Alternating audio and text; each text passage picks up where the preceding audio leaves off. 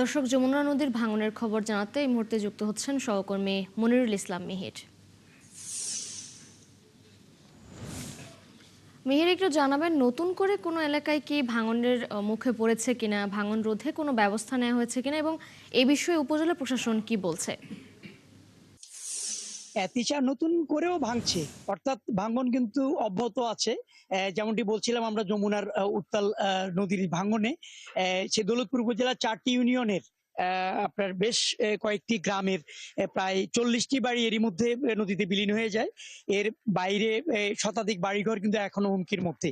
আর যেমন শিক্ষা প্রতিষ্ঠানের কথা বলছিলাম যে একটি দাখিল মাদ্রাসার ৪ তলা ভবন, সেটি একেবারেই হুমকির মুখে। এবং উপজেলা প্রশাসন এবং পানি উন্নয়ন বোর্ড তারা কিন্তু ভাঙন প্রতিরোধে কিছু জায়গায় তারা কাজ শুরু করেছে। এরই মধ্যে আমরা পানি উন্নয়ন বোর্ডের সাথে কথা বলেছিলাম। তারা বলছে যে মানিকগঞ্জের ২টি বড় নদী পদ্মা এবং যমুনা, এই ২ নদীর পানি বাড়ার সাথে সাথে তীব্র ভাঙন শুরু হয়।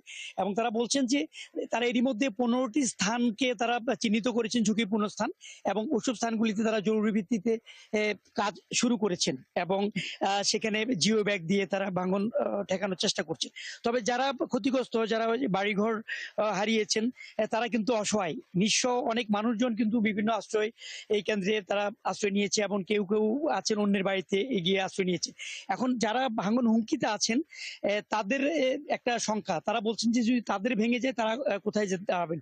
এদিকে যে দুর্যোগপূর্ণ বৈরী আবহাওয়ার কারণেও কিন্তু ও পানি আরো বাড়ছে, এবং ভাঙনের তীব্রতাও কিন্তু আরো বেড়ে গেছে। তো পানি উন্নয়ন বোর্ড আমাদেরকে যেমনটি বলছেন যে তারা যে ঝুঁকিপূর্ণ স্থানগুলি যেমন চিহ্নিত করেছেন এবং সেখানে জিও ব্যাগ ফেলে কাজ শুরু করেছেন। এর বাইরে উপজেলা প্রশাসন বলছেন যে যারা ক্ষতিগ্রস্ত তাদেরকে তারা আর্থিক এবং সহায়তা দিচ্ছেন, এবং তারা বলছেন যে ক্ষতিগ্রস্ত যারা আছেন তাদেরকে তারা যেন সেই ক্ষতির হাত থেকে বাঁচে সেই দিকটা তারা কিন্তু লক্ষ্য রাখছেন।